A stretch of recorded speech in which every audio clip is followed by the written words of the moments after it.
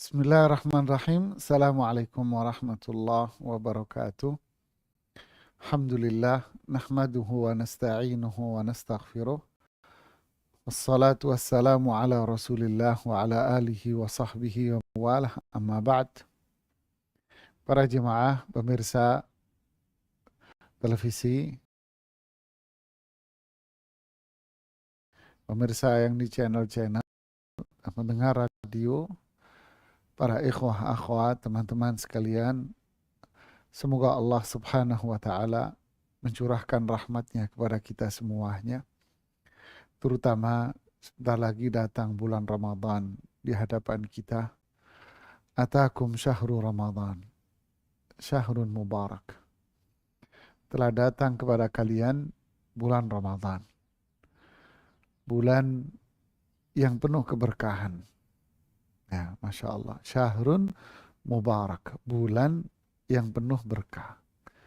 Berarti memang ini satu bulan ya. Ayyamam ma'dudat. Ini adalah hari-hari yang pendek, ya. Hari-hari singkat satu bulan. Selama satu bulan, mubarak, penuh dengan barakah. Kebaikan yang sangat banyak sekali, dan itu akan terus bertambah, terus bertambah, terus bertambah. Ketika sampai pada perjalanan menjelang akhir, tambah banyak keberkahannya. Ibarat bola salju, pertama digelindingin ya besar, terus digelindingin di bola salju nih, tambah besar, tambah besar. Ketika bola salju ini hendak sampai di tujuannya, apa yang terjadi dengan bola saljunya jemaah? Ketika bola saljunya gelinding dari atas, ketika bola salju ini mau nyampe ke pojoknya sini, apa yang terjadi dengan bola salju? Mungkin bola saljunya sudah segede rumah. Loh, sudah segede rumah. Jadi semakin ke sini, semakin besar, semakin besar. Fihi lailatun khairun min alfi syahr. Di dalamnya ada satu malam lebih baik dari 1000 bulan. Kapan? Terakhir. Di saat orang sudah mulai ashabud di'af, mereka-mereka yang lemah, sudah mulai sibuk dengan kue nastar, sibuk dengan kue kejunya, kuping gajah dan kuping apa lagi nggak tahu. Sibuk dengan itu, menyibukkan diri dengan persiapan mudik. Oh iya, mudik udah nggak ada ya hari tahun ini ya. Ya, semoga rahmat Allah benar-benar tercurah kepada kita semuanya untuk mengisi Ramadan ini dengan yang lebih baik dari tahun-tahun yang lalu. Pemirsa dan teman-teman sekalian, pendengar radio dan teman-teman semuanya, kita melanjutkan kajian kita masih seputar sumpah. Ya. Jadi di Ensiklopedia Larangan ini di Riyadhus Shalihin mulai bab 314, ya, 314, kemudian bab 315, 316, 317, ya, kemudian 318. Nah, ini berbicara tentang sumpah. Jadi sampai dari 314, ya, 314, 315, 316, 317, 318. Wah, ada 5 bab tentang sumpah semuanya, jemaah. Masya Allah ya. Tentang sumpah semuanya. Yang pertama kemarin bicara tentang sumpah kepada selain Allah. Nah, ini dosa besar, bahkan masuk kategori apa? Syirik. Man halafa li ghairillahi faqad kafara au asyrak. Ya, siapa yang bersumpah kepada selain Allah, maka dia telah kufur dan syirik. Kategorinya kufur kecil, kategorinya syirik kecil. Jadi hindarilah, hati-hatilah. Nah, kali ini dia bisa jadi bersumpah atas nama Allah. Dia bersumpah atas nama Allah nih jemaah. Tapi bohong. Ya, dia bersumpah bohong. Atas nama Allah. Wallahi. Ya, tetap dengan redaksi yang lalu, wallahi. Tapi bohong. Jadi, sumpah bohong. Kenapa? Ya, jadi sumpah itu kan jujur atau dia bohong sesuai dengan kenyataan. Sesuai kenyataan atau dia berbohong. Nah, sumpah yang bohong ini disebut pula dengan istilah yamin ghamus. Ya, yamin ghamus. Apa itu?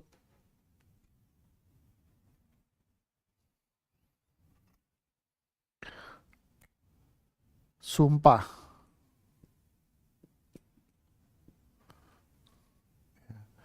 Sumpah berkaitan dengan tujuan.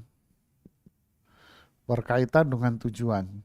Berarti tujuannya hanya kepada kepada Allah. Nah, itu kan kepada sesama manusia, kepada sesama makhluk. Nah, ini sama dengan apa? Syirik. Nah, kan syirik berkaitan dengan eh, berkaitan dengan kenyataannya, berkaitan dengan objek, ah, objek sumpah, ya, berkaitan dengan objek sumpah. Hmm. Ada yang nyata, nyata alias jujur. Nah, ada yang bohong. Nah, gitu kan? Berkaitan dengan macamnya, macamnya. Ada yang yamin, istilahnya yamin, istilahnya ghamus. Ghamus. Ada yang yamin namanya al-laghu. Laghu. Ghamus ini apa? Sumpah bohong. Nah, ini bohong ini. Sumpah bohong. Ini sumpah apa ya? Bahasanya lagu ini terbiasa ngomong sumpah. Hanya sebatas kebiasaan. Mama ditanya, mau kemana kamu? Wallahi saya mau ke sana. Padahal cukup dia mengatakan saya mau ke sana. Cuman terbiasa mulutnya, wallahi. Dikit-dikit ngomong wallahi, wallahi. Wallahi saya tadi itu anu ini. Wallahi saya. Biasanya kan orang Arab ya. Kalau orang Indonesia insya Allah enggak ya. Jarang lah kita lihat. Biasanya orang Arab kan mulutnya gitu. Wallahi kita gini. Wallahi ya. Dikit-dikit wallahi, dikit-dikit wallahi.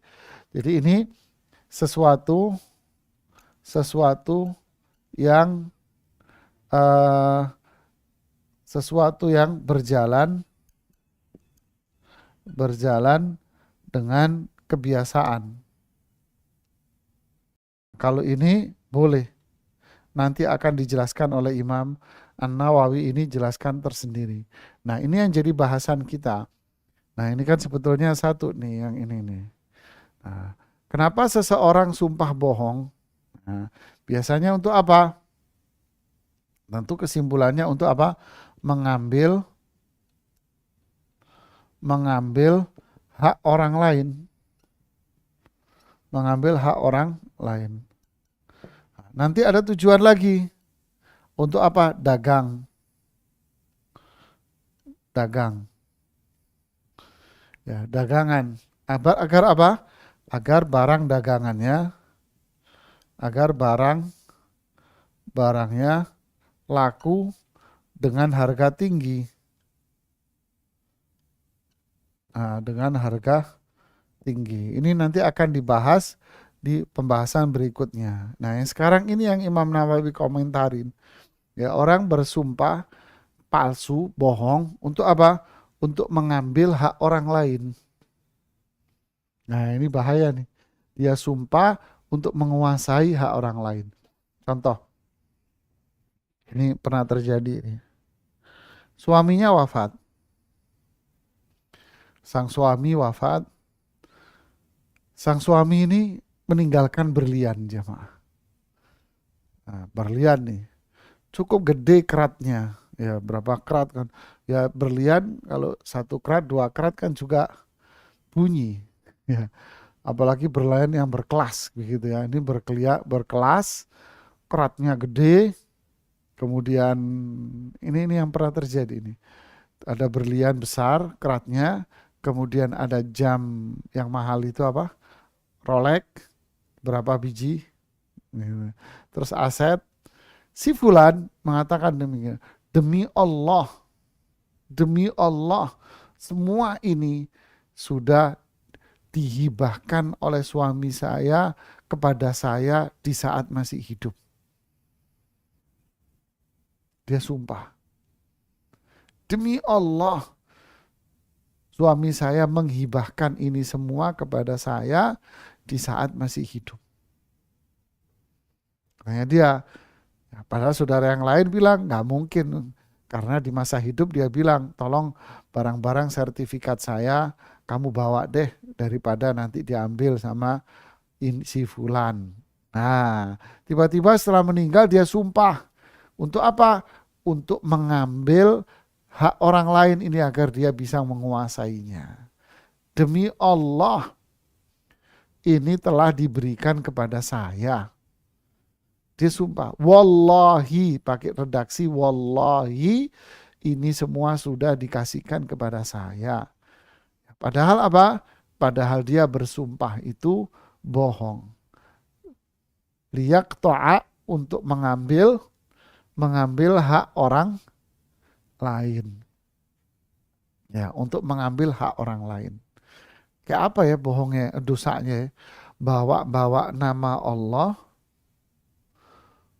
bohong, ngambil haknya orang lain. Lihat, dia bawa nama Allah untuk mendukung apa? Kebohongan dia. Wah, ini dosanya gede nih. Terus mengambil hak orang lain, ini kezaliman juga. Anggap contoh deh. Nama ente, nama kita dibawa-bawa oleh fulan untuk bohongin orang. Melihat nama ente nama besar, Pak, saya disuruh si fulan untuk mengambil ini, katanya punya dia. Ah, masa? Iya. Yaudah deh. Padahal dia bohong. Habis itu yang bisa, Pak, Bapak nyuruh ya untuk ngambil ini. Kakak, siapa yang nyuruh? Waduh, ada orang nih memanfaatkan nama saya. Marah kan? Marah. Bagaimana jika itu terjadi pada Allah? Nama Allah dibawa untuk apa? Kebohongan dia. Nama Allah dia bawa-bawa untuk menguatkan kebohongan dia.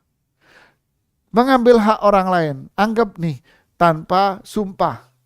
Dia mengambil hak orang lain. Apa hukumnya? Zulm, kezaliman, ini dosa besar. Ditambah lagi dengan membawa nama Allah karena kebohongan. Ibarat udah jatuh, terus udah kepleset, dilindas truk, jamaah. Ya. Subhanallah ya. Inilah kadang-kadang manusia ini, terkadang manusia ini lupa dengan namanya al-haq, kebenaran. Demi apa? Demi mendapatkan apa yang diinginkan oleh hawa nafsunya. Bohong pun dikerjakan sama dia. Sumpah bohong pun dikerjain sama dia. Yang penting apa? Yang penting bisa memeluk gunung, dan yang penting bisa mendapatkan segenggam berlian. Nah, mang gue pikirin, deh urusan begini jangan ngomong-ngomong masalah halal haram deh hari gini deh, gitu ya. Waliyadzubillah. Na'udzubillah. Ini adalah dosa besar. Ya, dia bohong lalu bawa nama Allah, kemudian dia mengambil hak orang lain. Kita lihat hadis yang disajikan oleh Al-Hafidh An-Nawawi rahimahullah. An Ibni Mas'udin radhiyallahu anhu anna Nabiya sallallahu qala man halafa ala mali imri'in muslimin bighairi haqqihi laqiyallah wa huwa alaihi ghadban.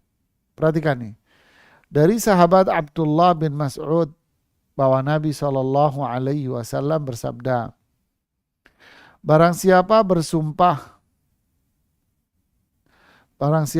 bersumpah ya, bahwa dia punya hak di hartanya si fulan, bersumpah atas harta seorang muslim tanpa haknya, ya, tanpa jalan yang dibenarkan, niscaya ia menghadap Allah sedangkan Allah murka kepadanya.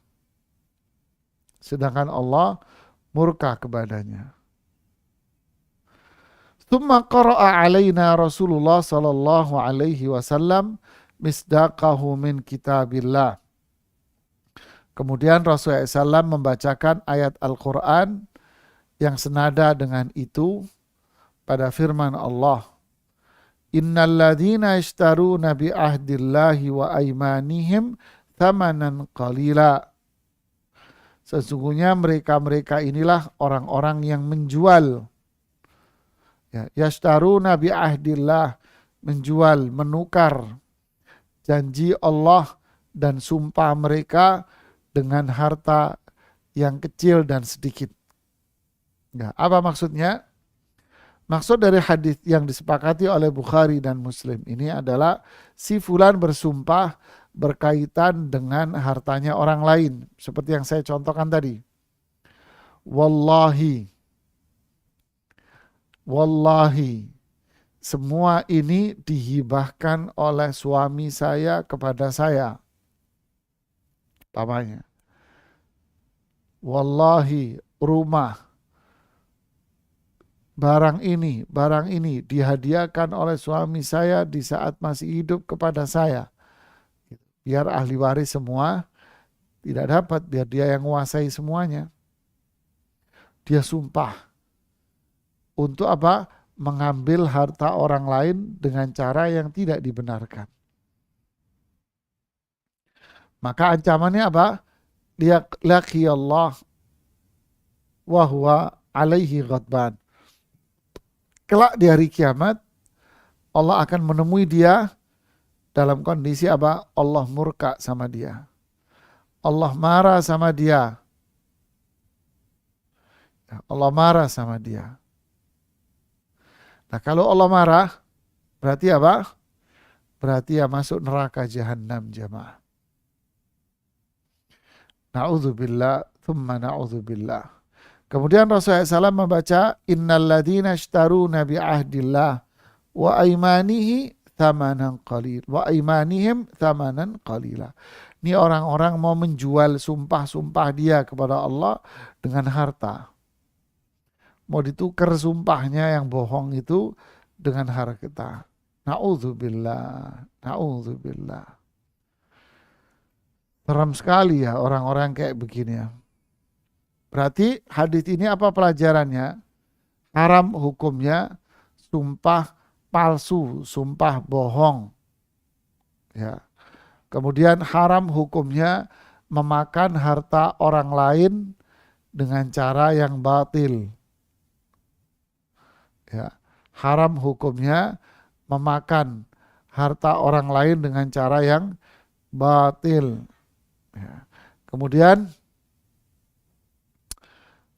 pelajarannya yang lain adalah laqiyallah wa huwa ghadban. Apa itu? Allah akan bertemu dengan dia dalam kondisi murka. Berarti apa? Berarti Allah punya sifat al-ghadab. Berarti Allah punya sifat murka. Allah punya sifat murka. Tentu dengan bahasan kita yang lalu pada tafsir surat Al-Ikhlas. Qul huwallahu ahad. Allah itu Esa.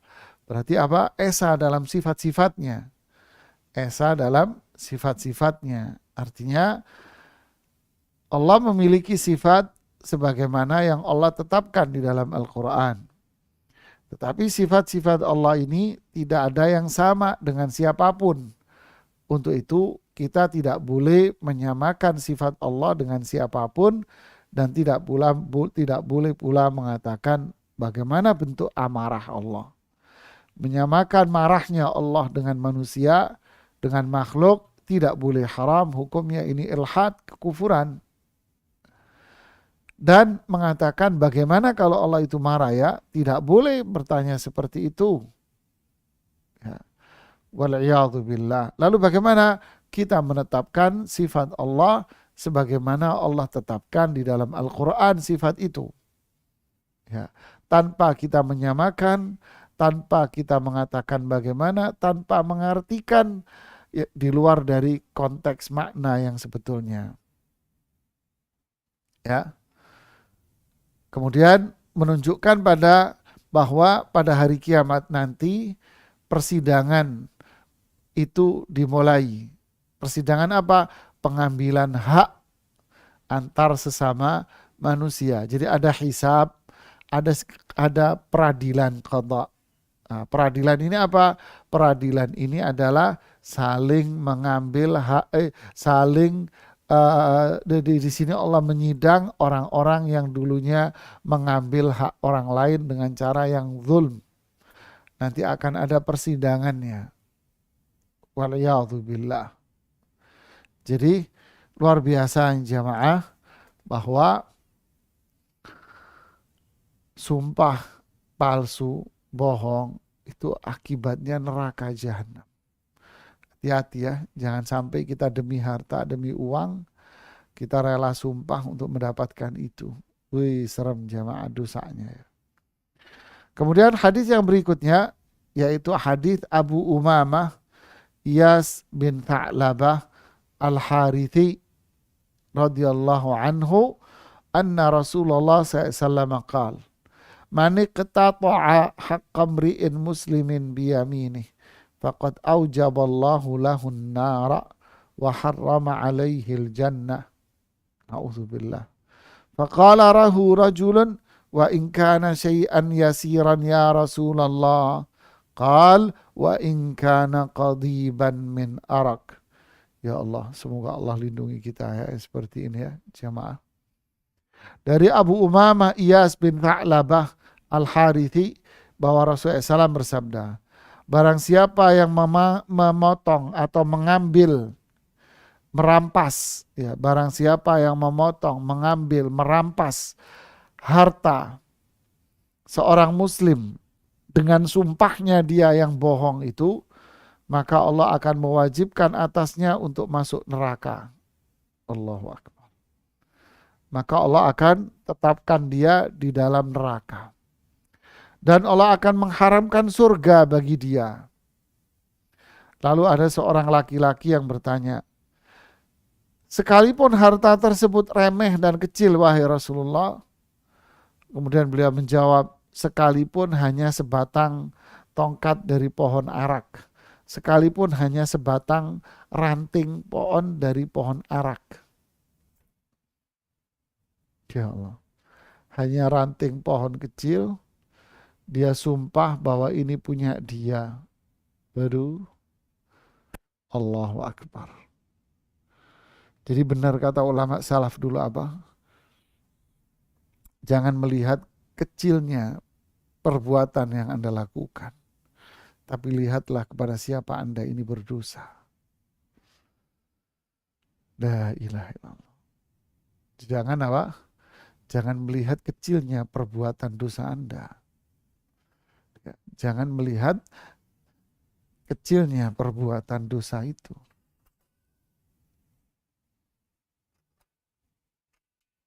Ya. Jangan jangan melihat kecilnya dosa Anda. Tapi lihatlah kepada siapa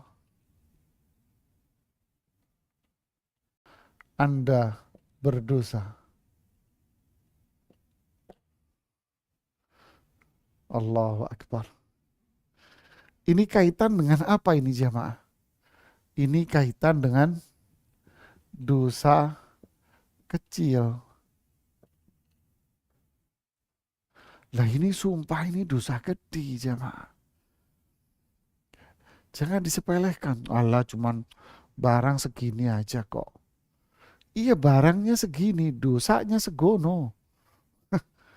Memang batu akik itu kecil, permata kecil. Tapi kalau Anda mengklaim batu permata ini punya, demi Allah ini dihadiahin sama saya. Kecil permata segini. Tapi azab nerakanya. Duitnya paling segebok, 2 gebok jemaah. Tapi azab nerakanya. Allahu Akbar. Allah haramkan surga dan Allah pastikan bahwa si fulan yang sumpah atas nama Allah bohong dan mengambil hak harta orang lain dengan pakai nama Allah ini bohong, Allah pastikan dia akan berada di neraka.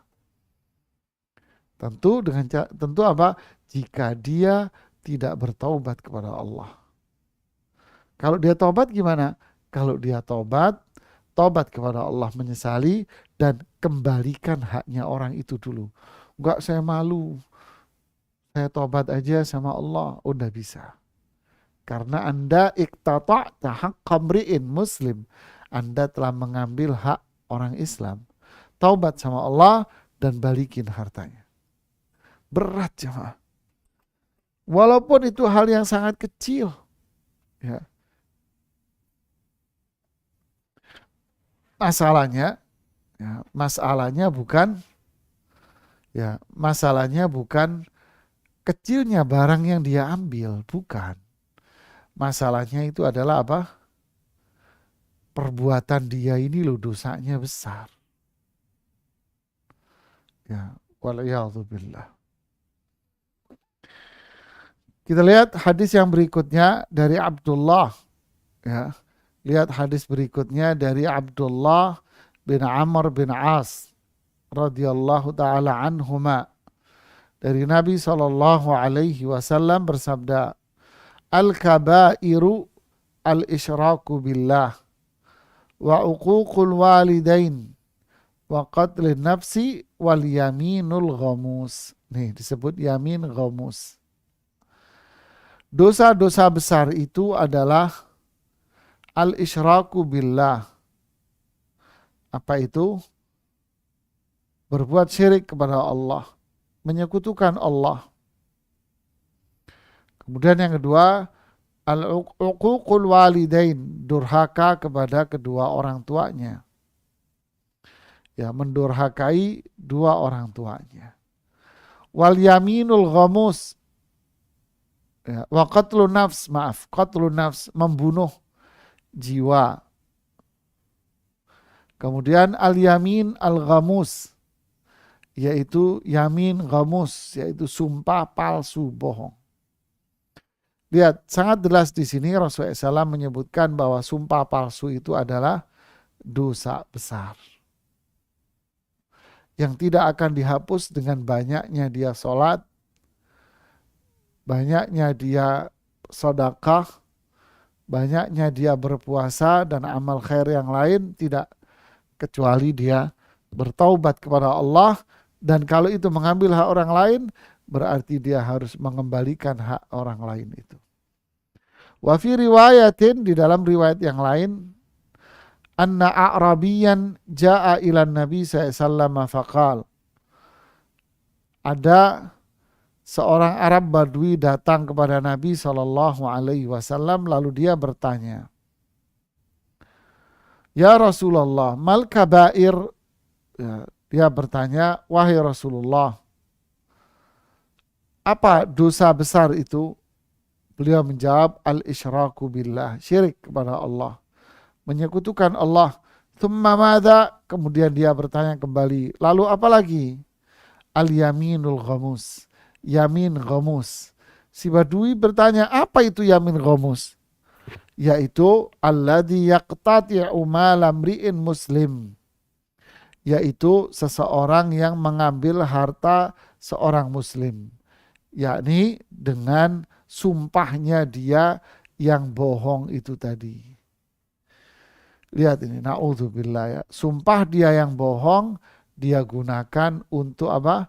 Mengambil hak orang lain. Ya, sekarang fenomenanya banyak kayaknya ya. Bahkan bikin kesaksian palsu, ngajuin ke pengadilan atas kepemilikan, padahal palsu. Cari-cari saksi yang bayaran palsu. Sertifikat bisa dia palsuin.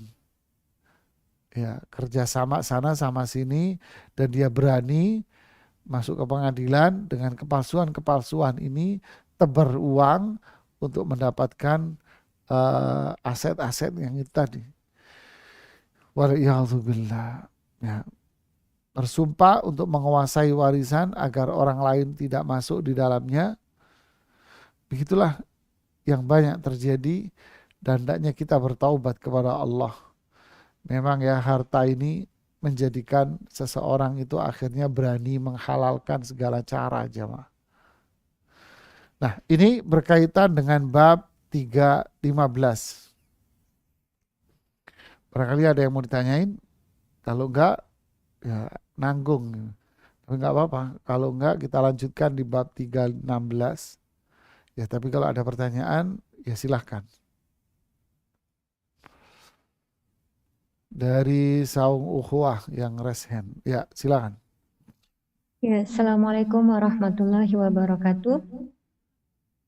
Jazakallah khair Ustadz atas kesempatan yang telah diberikan kepada kami. Ya, Ada titipan pertanyaan dari Umahat. Yang pertama, Assalamualaikum Ustadz.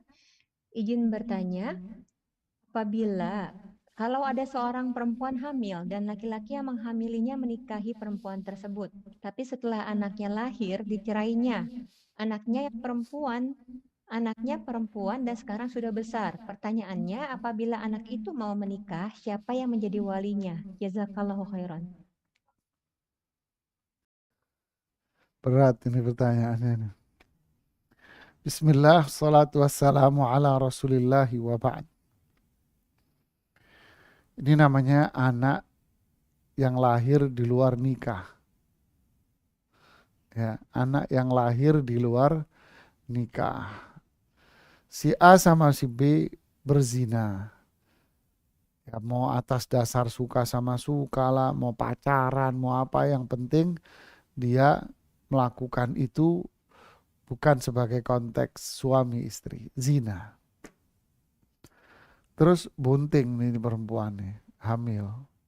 Ketika hamil ribut, aib lah ini tadinya ya disamperin harimau diem aja. Ketika sudah kata Syekh Ali Tantawi rahimahullah, rumahnya dibuka, pintu gerbangnya dibuka, jendelanya dibuka, semuanya. Lalu ada maling masuk ke dalam rumahnya. Dia yang buka, yang kedua ada maling masuk di rumahnya, ditontonin tuh maling masuk. Dilihat tuh malingnya masuk. Ngambil sono, ngambil sini. Setelah malingnya pergi baru dia teriak, maling, maling, maling. Itulah fenomena yang terjadi pada orang tua zaman now. Anaknya pacaran, ditonton. Bahkan anaknya kalau nggak punya pacar, diledek. Ya, arege ne jomblo, anak mama jomblo, anak mama jomblo, mama bego nih. Allahu Akbar, mama bahlul begini nih, naudzubillah, menjerumuskan anaknya ke dalam azab. Wah, mendorong anaknya untuk pacaran. Terus setelah itu apa? Membiarkan anaknya untuk membuka pintu dan jendela rumahnya. Maksudnya apa? Kecantikannya dibuka, diablakin. Nanti kalau anaknya hamil, wah baru teriak dia. Wah, wah, wah. Ya Bapak, wahai Ibu, Ayah, Bunda, kucing mana yang nggak mau makan kalau di depannya ada ikan asin yang digeletakin? Ada nggak kucing yang dikasih ikan asin di depannya, ya, kasih ikan asin di depannya, terus nggak dimakan sama kucingnya? Ada. Ummu Ammar, ada nggak kucing begini Ummu Ammar? Nggak ada Ustadz. Kucing bego Ummu Ammar. Kagak ada. Ya, begitulah yang terjadi. Enggak, saya pacaran Islami. Pacaran Islami. Ini anak umur belasan, syahwat biologisnya sampai di ubun-ubun begini. Terus ngelihat, mohon maaf, paha yang kebuka, baju yang ketat, terus nggak terjadi apa-apa. Nah, inilah penyebab sebelum saya jawab pertanyaan tadi. Inilah yang menjadi maraknya anak-anak di luar nikah bermunculan ini. Siapa yang dosa? Dosa yang pertama adalah para orang tua yang membiarkan anaknya pacaran. Loh, katanya nggak ada dosa turunan. Memang tak ada dosa turunan, tapi penyebab utamanya siapa? Orang tuanya yang membiarkan dan memperlicin jalan anaknya ke neraka. Ya, anaknya pacaran dibiarkan, anaknya tinggal sama laki-laki yang bukan mahramnya dibiarkan. Terjadilah perzinaan-perzinaan dan banyak anak-anak zina bermunculan seperti ini. Jadi bertakwalah kepada Allah wahai para orang tua. Qu anfusakum wa ahlikum nara. Jaga diri kalian, keluarga kalian dari api neraka. Jangan terbawa budaya-budaya non-muslim yang adanya pacaran dan pacaran. Tak ada di dalam Islam itu. Cocok, ngelihat, nazar, diselidiki, ini bagus, anaknya berakhlak, besok lusa kawin. Ibaratnya begitu. Sudah tidak ada pacaran-pacaran. Sudah. Ya, inilah yang ada dalam Islam. Kemudian menjawab pertanyaan yang tadi, anak di luar nikah bagaimana statusnya?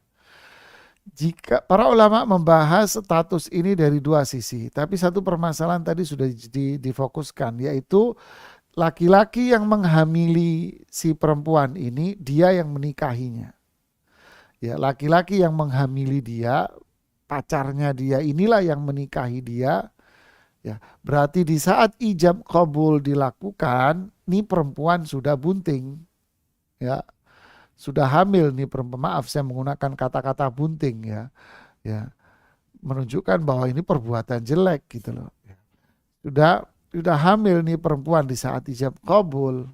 Ya, kan udah dinikahin, iya, tapi problemnya adalah manajemen by proses, bukan by product, bukan. Bukan produk, tapi proses. Prosesnya kapan? Prosesnya sebelum memiliki surat izin membangun. Ya kan? Belum punya INB, Anda sudah bangun. Nggak punya SIM, naik jalanan, ya ditangkap sama polisi. Ya, setelah itu baru diproses, tapi sudah di penjara. Artinya sudah bunting duluan. Ya, nah ini yang disebut dengan anak di luar nikah. Yang kedua, yang menikahi itu tadi adalah laki-laki yang menghamilinya. Lalu bagaimana yang ketiga ini statusnya, yang kedua ini statusnya. Nah ini biar kita jelas semuanya. Para ulama berbeda pendapat dalam masalah ini. Ada dua pendapat besar di kalangan para ulama. Pertama, anak ini tidak dinasabkan kepada ayah laki-laki yang menikahi sang ibu. Saya ulangi. Anak ini tidak boleh dinasabkan. Tahu dinasabkan ya? Tidak boleh dinasabkan kepada laki-laki yang menikahi ibunya. Contoh, namanya Fulana. Umpama namanya Fulana. Fulana binti si laki ini. Nah ini tidak boleh dinasabkan kepada dia, tidak boleh. Emang kenapa kok nggak boleh dinasabkan? Ya bukan bapakmu, alasannya begitu. Ini zina, bukan ayah Anda. bukan ayah Anda. Terjadinya karena zina, berarti tidak ada sangkut paut dengan Anda. Ya. Kemudian mereka juga berdalih al-waladu lil firash. Anak itu bisa diakui ketika berada dalam sebuah perkawinan yang sah.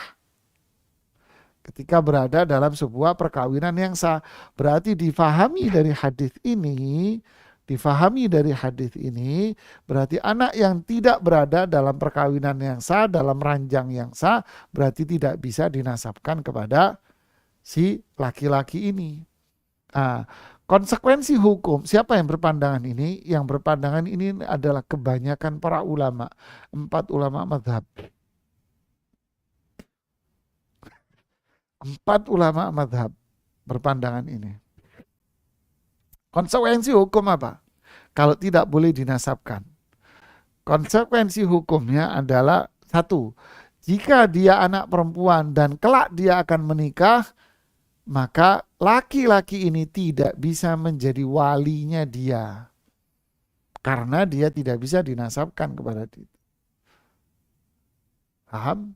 Berarti bukan ayahnya. Ya orang kita maunya memanggil ayah lah. Boleh. Kenapa? Karena laki-laki ini menikah sama ibunya. Tapi untuk menjadi wali dan nasab tidak bisa. Tidak bisa jadi wali. 2, kalau si laki ini wafat, nih orang, nih perempuan, nih anak ini tidak dapat warisan, serupiah pun gak dapat warisan. Inna lillah wa inna ilaihi raji'un. Yang jadi korban siapa? Anak ini. Dia korban mental, korban psikologis, berat ya. Ini kebanyakan para ulama. Pendapat yang kedua, sebagian kecil para ulama berpendapat apa? Tidak, dia tetap dinasabkan kepada laki-laki ini. Tetap dinasabkan kepada dia. Kenapa? 1, tidak ada dalil yang jelas dalam masalah ini. Loh, yang tadi al-walad lil firas, anak itu dinasabkan dalam pernikahan yang sah. Dalil ini penempatannya bukan dalam kasus ini, tapi penempatannya adalah pada konflik suami istri, sudah suami istri. Lalu si istri ini hamil. Kemudian si suami menuduh istrinya selingkuh, zina. Jangan-jangan anak yang kamu kandung itu bukan dari saya. Jangan-jangan anak yang kamu kandung itu dari pacarmu yang sono ya. Nah, disinilah muncullah kasus ini al-walad lil firas. Anak ini dari siapa? Dari pernikahan kamu, nggak ada unsur yang lain. Ini makna hadis secara spesifik ini. Tidak ada sangkut paut dengan masalah anak dari zina. Jadi semua tidak ada dalil. Tapi kenapa dibolehkan? Dibolehkan karena sudah terikat dalam sebuah perkawinan antara laki yang menghamilinya dengan sang ibu yang melahirkan, sudah terikat dalam perkawinan. Ya, yang kedua berdalil tentang maslahat, kemaslahatan. Bagaimana dengan kemaslahatan si anak ini? Jika dia kelak ayahnya ada, dia manggil selama ini ayah, ternyata dia nggak bisa ngawinin dia dengan dalih apa? Dengan dalih, nak, ternyata kamu itu anak zina loh, nak. Saya nggak bisa jadi wali kamu, nak. Ayahnya kaya raya, kamu nggak bisa warisan, nak, Pak. Nah, deh. Apa yang terjadi? Down mentalnya dia demi menjaga kemaslahatan nih anak. Jadi semua nggak ada dalil, hanya ta'lilat. Ya, hanya ta'lilat. Lalu mana yang pendapat kuat? Nah, Dewan Fatwa Perhimpunan Al-Irsyad yang saya sekretaris di dalamnya, itu Dewan Fatwa sebagai lembaga fatwa ya, yang swasta ya, di luar pemerintah ya, yang di bawah naungan Ormas Perhimpunan Al-Irsyad, itu pernah mengkaji permasalahan ini dan lebih menguatkan pendapat yang kedua. Kenapa? Karena tidak ada dalil. Sehingga kembali kepada apa?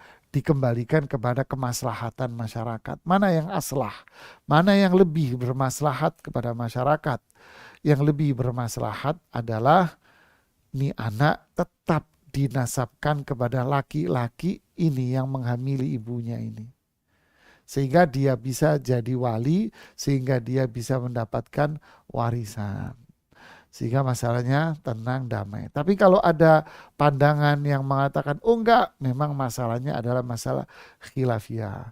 Tapi itu tadi Dewan Fatwa menetapkan sebuah fatwa bahwa ini anak dinasabkan kepada laki-laki ini. Satu sisi, ini anak tetap dikatakan mahram loh ya, dengan si laki-laki ini mahram. Kenapa? Bagi mereka yang tidak boleh menasabkan, tetap ini dikatakan mahram. Kenapa? Karena dia menikahi ibunya. Kemudian, lalu dia dinasabkan kepada siapa? Dinasabkan kepada sang ibu. Lalu dapat warisan dari mana? Dari warisan sang ibu saja, bagi pendapat yang pertama. Ini sengaja saya jelaskan panjang lebar karena kasus seperti ini banyak terjadi. Ya, saya kembalikan. Silakan kalau ada pertanyaan lagi. Ya, na'am Ustadz. Pertanyaan berikutnya, Bismillah, Ustadz mohon nasihatnya. Bila kita ibu-ibu yang sibuk mengurus rumah tangga sehingga jamnya cukup padat, apakah diperbolehkan membaca Al-Quran tetapi sambil mengerjakan pekerjaan rumah tangga? Misalnya, disambi dengan memasak atau sambil menunggu masakan matang, dan bagaimana sebaiknya agar mempunyai bacaan Quran yang banyak? Jazakallahu khairan.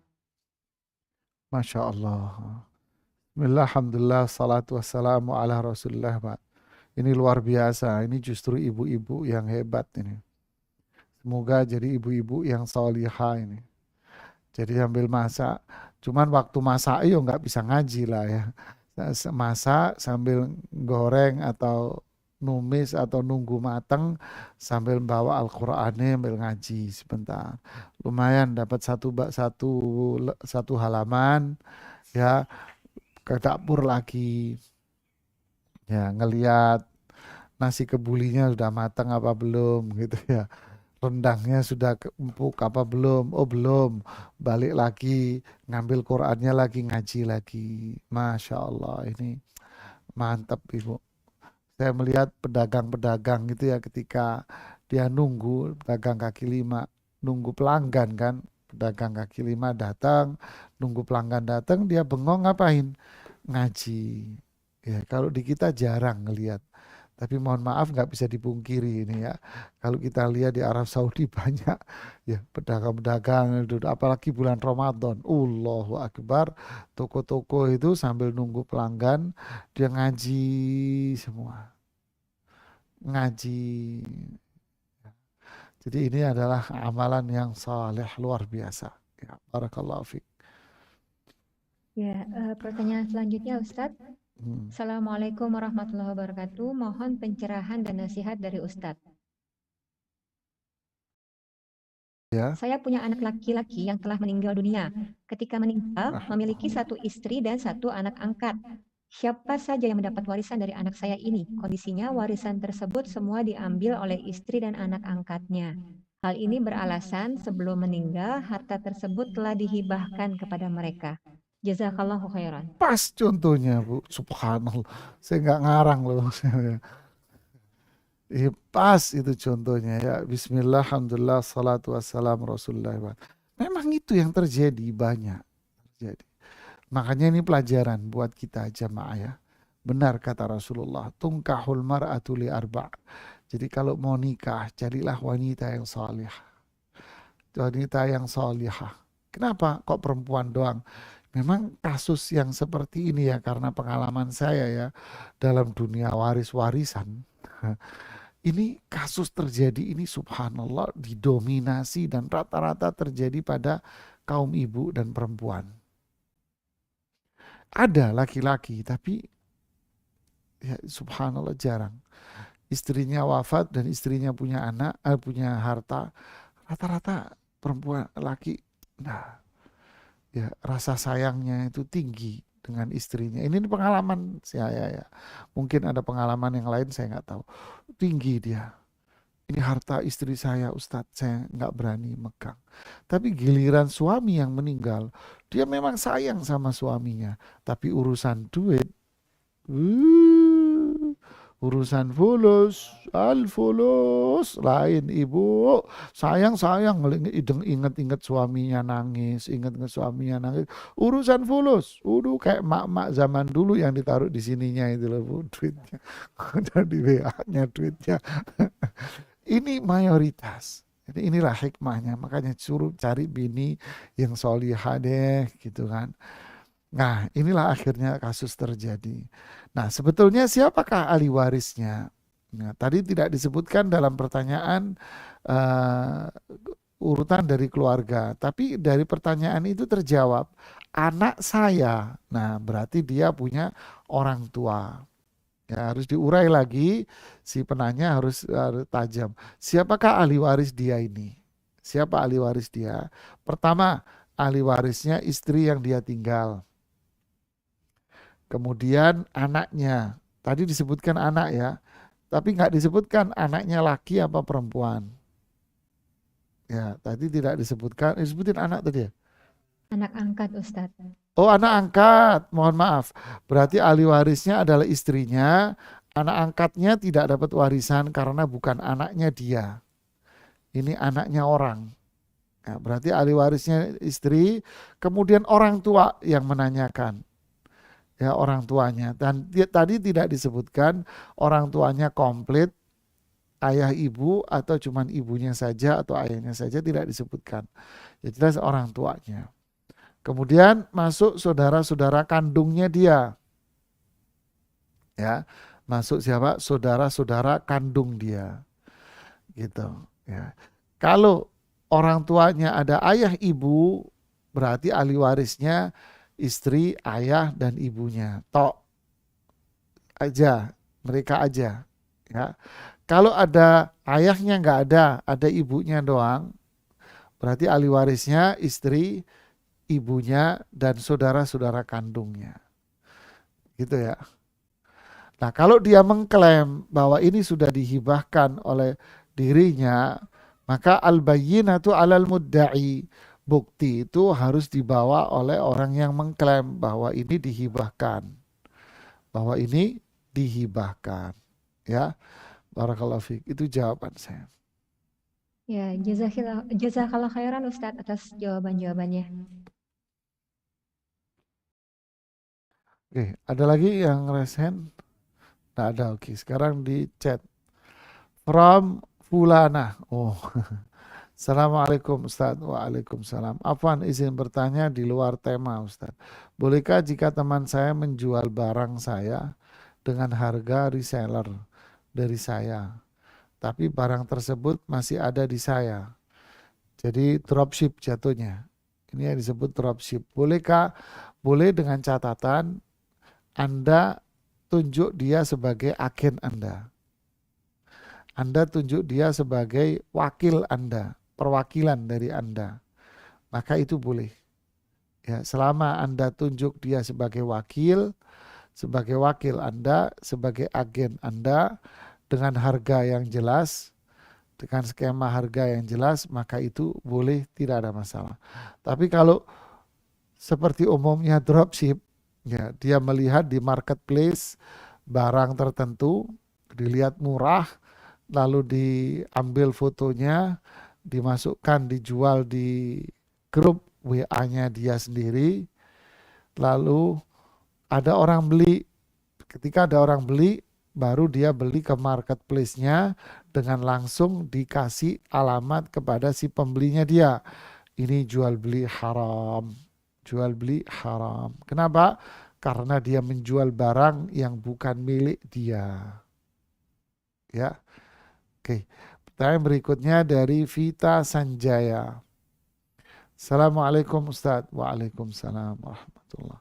Dari hamba Allah di Kendari, Masya Allah. Barakallahu fiki. Afwan, saya mau tanya, apa hukumnya membelanjakan harta kedua orang tua yang telah wafat namun belum dibagi untuk keperluan saya dan adik-adik saya masih kecil-kecil. Misalnya untuk beli makanan atau peralatan yang dipakai bersama. Fa in tukhalituhum fa ikhwanukum. Jika harta itu kamu campur jadi satu, maka nggak apa-apa. Jadi kasusnya begini, para sahabat, sahabiyat, perempuan-perempuan datang setelah turun ayat pengharaman memakan harta anak yatim. Nah, sang ibu ini sejak turunnya pengharaman makan harta anak yatim, akhirnya dipisah. Apa? Oh, ini beras anak yatim, ini beras saya. Bayangin ini di zaman dulu tuh. Jadi kan beras di rumah 20 kilo buat sebulan. Berarti kan buat dia dan anak yatim. Nah ini enggak, karena takut makan harta anak yatim, dipisah. Oh ini berasnya anak yatim, ini beras saya. Berarti kalau beli lauk, ini lauknya dia, ini lauk saya. Ini bawang putih punya dia, ini bawang putih punya saya. Walah repot, akhirnya mereka ibu-ibu ini datang, ya Rasulullah, berat kalau kita harus memisah-misah begini. Lalu turunlah ayat wa in tukhalituhum fa ikhwanukum wallahu ya'lamul mufsida minal muslih. Kalau campur-campur lalu dimakan bareng-bareng sama-sama tidak ada masalah, nggak apa-apa. Ya, karena memang warisannya sedikit, terbatas, dan warisannya memang cukup untuk makan, ya sudah dicampur dan dipakai untuk makan bersama-sama, tidak ada masalah. Terus dari Ibu Virginia Kusuma Dewi di USA. Assalamualaikum warahmatullahi wabarakatuh. Waalaikumsalam warahmatullahi wabarakatuh. Ustadz, saya selalu bingung ketika ditanya manhaj salaf ikut pemahaman siapa? Lalu dari mana mengambil hukum-hukumnya dan kenapa rata-rata mengambil referensi dari Ibnu Taimiyah, Ibnu Jauzi, Ibnu Qayyim? Apakah beliau-beliau ini sama seperti imam madhab yang lain? Menarik ini jawabannya. Panjang nih cerita jawabannya.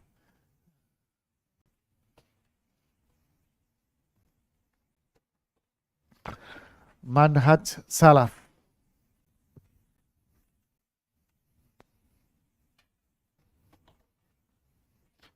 Saya tulis biar jelas.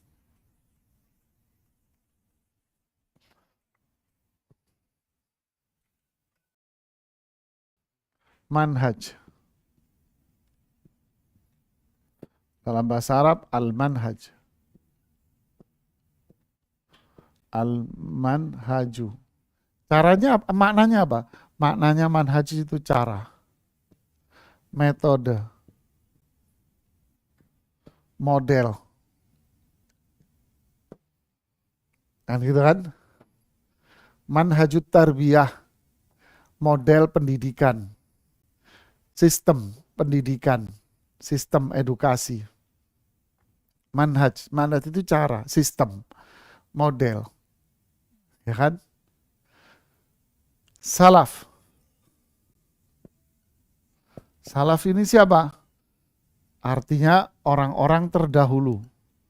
Orang-orang terdahulu. Terdahulu. Berarti siapa orang-orang yang terdahulu ini? Sahabat. Ya kan? Rasulullah. Maaf. Siapa orang-orang yang terdahulu ini? Adalah sahabat. Terus generasinya mereka. Generasi sahabat. Siapa itu? Tabi'in. Terus generasi ketiga. Generasi ketiga. Ini generasi ketiga sudah. Tabi'in. Kan gitu kan? Nah, ini yang disebut dengan salaf. Dari mana pijakan ini? Pijakannya adalah khairul quruni qarni. Tsummal ladzina yalunahum. Tsummal ladzina yalunahum. Nah, khairul quruni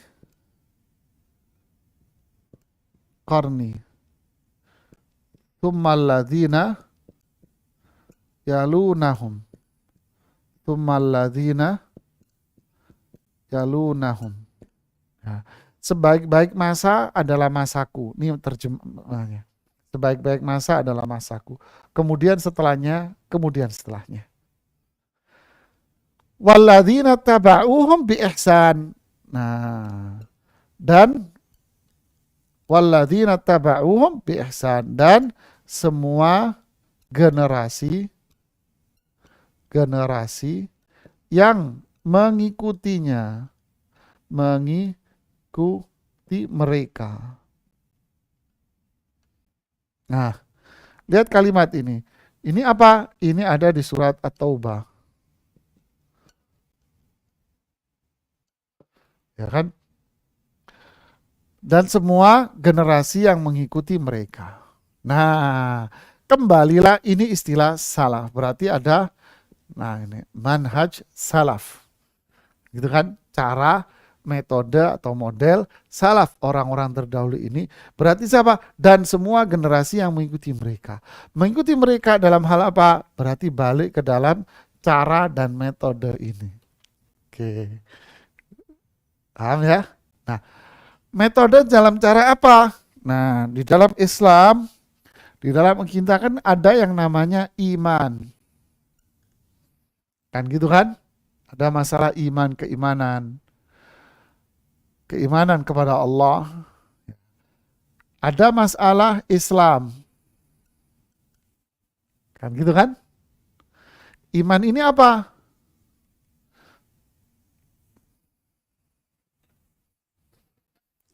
Saya sederhanakan. Iman ini apa? Iman ini berkaitan dengan apa? Keyakinan. Atau dengan bahasa lain apa? Akidah. Atau berkaitan lain dengan tauhid. Berarti Islam berkaitan dengan apa? Amalan. Amalan zahir. Oke. Bagaimana caranya, metodenya kita dalam masalah keyakinan, akidah dan tauhid. Dan bagaimana metode kita dalam beramal ini. Nah, inilah kaitan dengan metode itu. Metodenya apa? Tentu dua hal ini, Islam dan iman ini, diambil dari mana? Diambil dari mana? Al-Quran. Kemudian apa? Hadis Rasulullah. Kemudian siapa? Nah, disinilah salaf. Nah, ini salaf. Maksudnya apa? Maksudnya adalah bagaimana mereka memahami apa? Memahami Al-Quran dan hadis. Inilah namanya mereka. Jadi kalau kita ditanya, kenapa kok Ibnu Taimiyah dan Ibnu Qayyim saja? Tidak. Semua para ulama manhaj salaf berpijak sama siapa? Ya sama semua salaf. Ngambil kepada Imam Malik, kepada Imam Syafi'i, kepada Abu Hanifah, kepada Imam Ahmad, kepada Imam Auza'i, kepada Imam Ats-Tsauri, kepada Imam Ishaq ibnu Rahuya atau Rahawai, kan, kepada para ulama-ulama yang lain. Mengambil dari semua para ulama yang mempunyai prinsip dan pijakan metode. Yaitu apa metodenya? Dalam masalah iman, dalam masalah Islam, mereka semua kembali kepada Al-Quran dan hadis dengan pemahaman-pemahaman yang jelas dari generasi ke generasi. Jadi generasi ini ketiga, dia memahami Al-Quran dan hadis dari mana? Dari sini. Terus ini memahami dari mana? Dari sini. Lah ini memahami dari mana? Yang ngelihat langsung dari Rasulullah SAW. Jadi kalau ditanya metode salaf itu dari mana prinsipnya? Quran, hadis, ya dari para ulama sendiri. Bagaimana mereka paham Quran dan hadis? Loh kenapa kok Ibnu Taimiyah? Anda aja yang hanya tahu sebatas itu. Adamul ilmi laisa ilman bil adam. Ketidaktahuan Anda bukan berarti tidak ada. Anda lihat kok dikit-dikit Ibnu Taimiyah dia. Itu yang Anda dengar mungkin. Padahal para ulama senantiasa tidak hanya mengambil dari Ibnu Taimiyah, Ibnu Qayyim. Dan mengambil dari yang lain. Kemudian Ibnu Qayyim dan Ibnu Taimiyah memang terkenal orang yang sangat membela ini. Membela ini. Terkenal sosok yang membela Quran, hadis, membela dengan pandangan-pandangan para ulama salaf, dibela. Sehingga mereka-mereka yang tidak berada dalam manhaj metode ini, yaitu mereka yang berbuat dalam kekufuran, syirik, bid'ah, sehingga mereka benci dengan konsep ini. Dia nggak suka dengan konsep ini. Karena Ibnu Taimiyah yang membawa bendera cukup tajam dalam pembelaan terhadap Quran, hadis, dan pemahaman para ulama salaf, mereka membenci. Oke, sekarang kita balik. Ya, Anda mengkritisi kenapa Anda kok berdalih dengan Ibnu Taimiyah dan Ibnu Qayyim. Kita pun berdalih, kenapa Anda juga berdalih dengan kiai kamu saja? Kenapa Anda berdalih dengan habibmu saja? Udahlah. Kalau mau bicara secara ilmiah, duduk secara ilmiah belajar tanpa harus menyudutkan. Prinsip dasarnya bukan si fulan dan si alan, tetapi prinsip adalah kembali kepada Quran, hadis para ulama salaf dengan pemahaman yang benar. Ibnu Taimiyah, Ibnu Qayyim adalah orang yang membela ini. Kenapa kita nggak mengambil dari mereka yang jelas-jelas melakukan pembelaannya? Imam Syafi'i, ulama ahlu sunnah yang berpijak dengan ini. Imam Ahmad, Ibnu Hanbal, nah inilah yang dimaksud dengan nama manhaj salaf. Cara, metode, model kita berakidah, bertauhid. Cara, model kita berislam, beramal, berzikir. Dengan apa? Dengan cara para ulama salaf. Yaitu apa? Kembali dan hadis dengan caranya memahami semuanya dengan mereka, bukan dari akal dan otak kita yang terbatas. Itu yang dimaksud.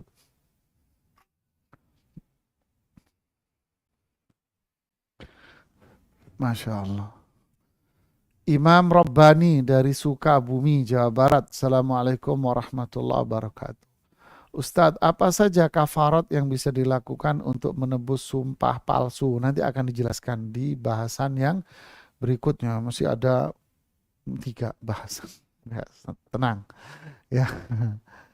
Kemudian dari enggak ada namanya. Oh, Mita. Ya, Mita. Ya. Assalamualaikum warahmatullahi wabarakatuh. Ustadz, izin bertanya. Bolehkah bersumpah palsu untuk mendamaikan 2 orang yang bertengkar? Bersumpah dihindari tetap walaupun dalam kondisi begini. Tapi Anda bohong untuk mendamaikan 2 orang yang bertengkar boleh. Tapi jangan sumpah. Ya, hindari sumpah. Si fulan, si A sama si B berantem. Lalu Anda datang kepada si A. Bang, si B itu sebetulnya muji-muji kamu loh. Oh, nggak mungkin, dia itu benci sama saya. Gak. Dia bilang sama saya, bener loh dia bilang sama saya, katanya saya akui dia ini orangnya baik. Masa? Iya, dia muji-muji kamu, padahal bohong. Terus dia datang kepada si B, bang si A itu ternyata dia itu ngakui loh kalau. Nah begitulah, ini boleh dibolehkan lil islah, sebagaimana hadits bahasan kita yang lalu dulu ya tentang bohong boleh ya. Dari Abu Hafidh, utama mana sholat tarawih di masjid atau sholat tahajud sendiri di sepertiga malam terakhir, sama lebih banyak sholat tahajud daripada sholat tarawih? Ya, gini para jamaah ikhwah, sholat yang dilakukan setelah isya di malam hari itu namanya sholat malam. Dan juga punya nama lain pula sinonimnya, namanya tahajud. Jadi kalau si fulan sholat, habis sholat isya, kemudian dia sholat lagi 2, 4, 6, 8, 10, sholat lagi. Terus ada lagi yang sholatnya ganjil, 1, 3, 5, 7 ganjil. Ini semua disebut dengan sholat malam atau sholat tahajud. Ketika bulan Ramadan tiba, sholat ini diganti namanya. Namanya diganti. Namanya diganti. Jadi apa? Jadi taraweh. Jadi kalau ditanya seperti ini, jadi kalau ditanya seperti ini, antara taraweh sama tahajud apa? Apa bedanya nasi sama lontong? Hah? Sama, nasi ya lontong, cuman bedanya ini airnya dikit, ini bonyok. Kan begitu. Jadi taraweh, tahajud, qiyamul lail ini sama saja. Cuman kalau Ramadan disebut taraweh. Oh gitu. Loh sekarang boleh nggak kita sholat taraweh di masjid? Habis itu sholat malam lagi. Boleh, namanya memperbanyak ibadah di bulan Ramadan, silakan. Kalau ditanya mana yang lebih afdol, sholat taraweh di rumah atau sendiri di rumah, ya tergantung Anda. Ada orang sholat sendiri di rumah, sholat taraweh sendiri di rumah lebih khusyuk, lebih nyaman. Nggak apa-apa, silahkan. Ada orang enggak, kalau di rumah malah males, bisa jadi saya nggak sholat. Kalau sholat di masjid itu saya lebih semangat, ya sudah sholat aja di masjid. Ya itu tergantung kondisi kekhusyuan dan kenyamanan masing-masing. Ya, barakallahu fiik. Ada lagi? Yuniarti Bandung. Assalamualaikum warahmatullahi wabarakatuh. Waalaikumsalam. Kalau kita mengaji seperti tadarus keliling dilaksanakan di masjid bertujuan membetulkan bacaan tajwid, apakah kajian seperti ini boleh? Boleh, tapi cewek sama cewek loh ya. Apa namanya? Teteh ya, tadarus perempuan sama perempuan berapa? 5 orang, 7 orang, 8 orang, 10 orang tadarus. Ya gantian. Yang ngerti tajwid salah satu dari mereka yang paling bagus bacaannya, dia nanti yang betulin. Bagus, keren. Masya Allah, ibadah itu.